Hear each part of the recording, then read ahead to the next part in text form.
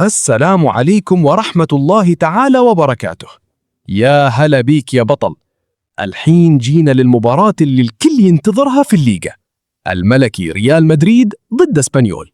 سهرة كروية دسمة في البرنابيو. إليك كل التفاصيل حسب الصورة. موعد وتوقيت المباراة والقنوات الناقلة.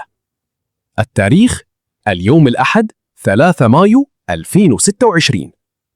الوقت بتبدأ المتعة الساعة 2 بالليل، يعني 8 مساء بتوقيت مكة. القناة الناقلة، اللقاء منقول مباشرة على قناة بين سبورتس مينا 1. أجواء المباراة. شوف يا غالي، ريال مدريد في ملعب سانتياغو برنابيو ما لا أمان.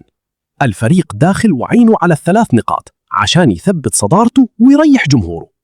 أما اسبانيول فيبون يسوون مفاجأة ويحرجون الملكي قدام جماهيره.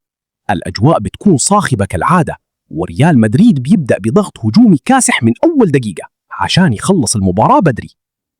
توقعات النتيجة بناء على الفوارق الفنية وعامل الأرض، توقع الشخصي إنها بتنتهي 3-0 لريال مدريد، لأن الهجوم الملكي الحين في الفورمة وصعب اسبانيول يصمد قدامهم طول 90 دقيقة.